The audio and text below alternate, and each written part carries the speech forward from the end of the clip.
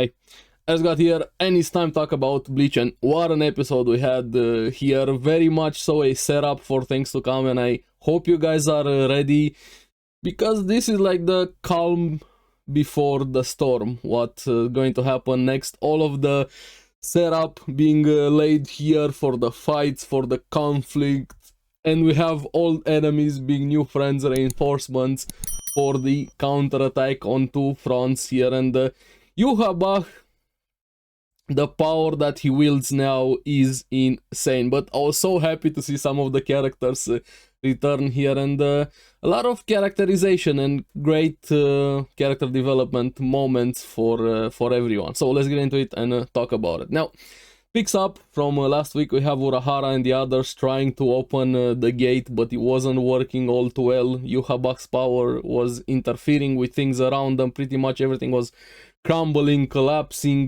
there.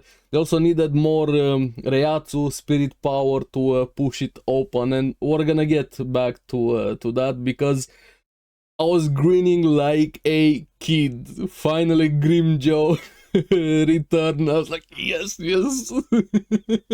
I love Grimjoe so much, and the banter between him and Ichigo, still having that animosity a bit between them. But quickly the mood and atmosphere changes when Nelliel boob jumps over Grimjoe. It should have been me, and slams into Ichigo Superman dive. But what was the best there was Orihime's face when she saw that she died. And I like, oh Chad, it's okay, Orihime, it's okay. Trying to calm her down a bit. And apparently Urahara made the bracelet so she can swap back and forth between her forms, and young Nelliel and old Nelliel there, and of some banter between Nelliel and Grimjoe, still bickering about their espada ranks, her being number 3 and him being number 6. Like how Grimjoe, those numbers don't matter now that Aizen is gone. Yeah, Aizen is gone. There's just a chair right now, so chair some. For the does he know? But it's great seeing the characters be back here. Grimjoe, his dynamic with Ichigo, Nelliel, the same thing, everything they've been through. I love them being back here and as new allies after everything that happened, and it couldn't look better. And also we have some of the members from Execution showing up, Yukio and Riruka being there. But Ichigo just dumbfounded the entire time. Wait, what's happening? Explain to me. We don't know anything. But pretty much everybody knew the plan, what they have been doing. He was the only one left in the dark, and you're just like, it doesn't matter, we'll figure it out. We didn't have time. I love Yoruichi so much. There she starts explaining a bit, and speaking of the explanation, some part of it, actually the movie being canon, Memories of Nobody, related to the Valley of Scream. So if you guys haven't watched the Bleach movie 1 here, highly recommend you guys check it out there. So yeah, this is kind of like them being outside of the world in a way, with the Valley of Screams and Gargantua there. So this is why they have this way of getting back to the palace and not being caught up in everything going to shit. And of course Ichigo being the only one that didn't know there, and meanwhile the others working on the gate, needing more powers, and the Vizards showing up to help, and Mayuri with his Reiatsu amplifier to finally get the gate opening. And I love the small comments from Kyoraku, always thinking of Ukitake. That episode of the flashback between them, their relationship, and Ukitake's sacrifice is gonna stick with him. I really appreciate moments like that, even if they're small, they count a lot. And I feel like this episode had a lot of small, heavy moments at the same time there, and Yoruichi having a lot of work to do here, the planning, everything, even planting that stake there for them to have a way to get back to the palace, kind of like a GPS to guide them back there, and Ichigo being the key to the plan to get him up, and Riruka and Orihime, that cute moment between them, or Riruka beating Orihime with the ears for the costume, Grim Joe and Ichigo again bickering. I still have to kill you, so we have to stop you, Habak, because I have to kill you in Hueco Mundo. I'm paraphrasing a bit, but yeah, between them is great to have them. Probably one of my favorite fights in the entire series, Grim Joe and Ichigo.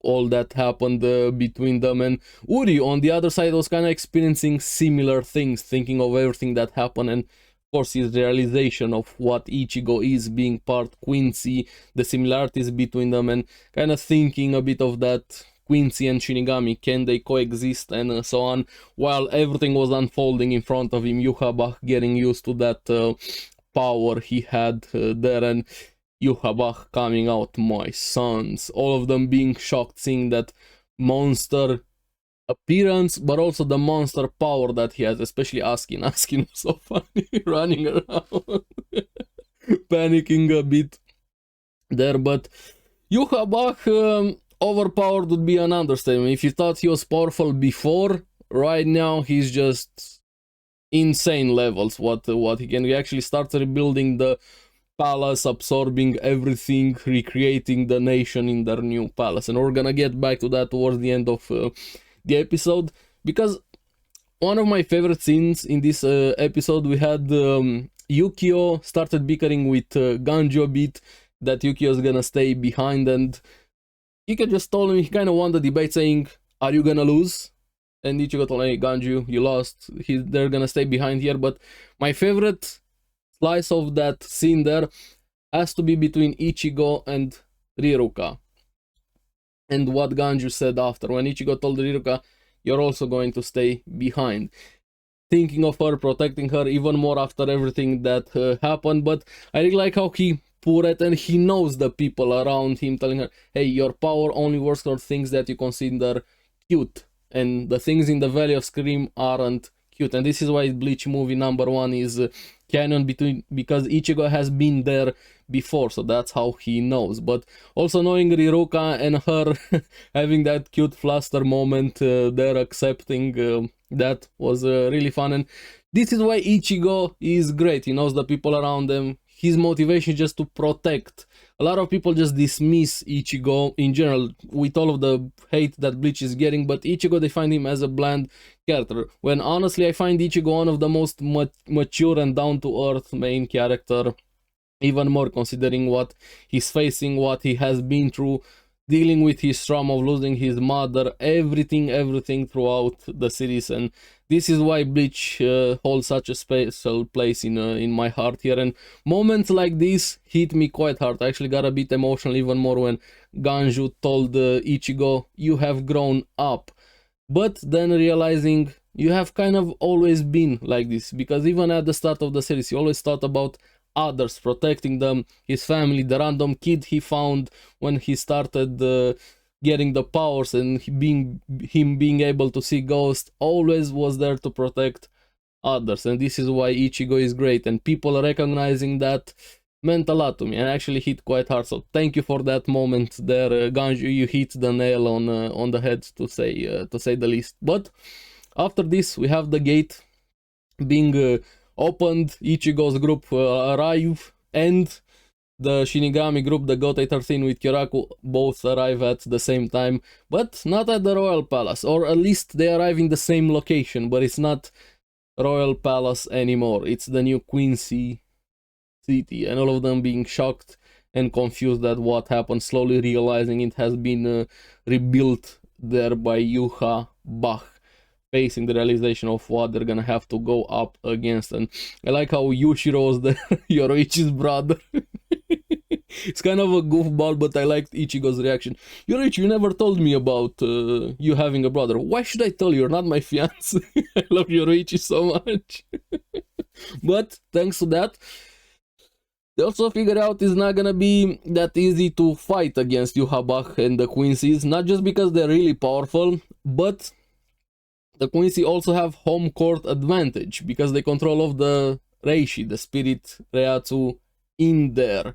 And that's why their powers are also not gonna work that well. When Yushiro tried to jump and make a foothold, he couldn't do it. So this is gonna be even more of an uphill battle, to say the least, let alone the difference in in power, and then you have the gigantic stronghold showing up, kind of goading them in, inviting them for the challenge, and then Yuhabach on the throne talking with Hashwal. This is gonna be War Weld, the castle for the Quincy. So after this, all hell is gonna break loose, and I'm here for it. Awesome episode. The character development, the cute moments between them, the conversations, the setup for the conflict that is gonna come. I can't wait. But yeah, let me know what you guys thought about the episodes. Also seeing Grimjo and Eliel being back, the guys from Execution, and Yuhabach growing in insane power. Let me know in the comments below. As always, thank you very much for watching. Remember to like and subscribe, helps me quite a lot, and you guys get the latest videos on the series that I follow. So keep enjoying Bleach. I'm gonna see you again on the next one. Bye bye.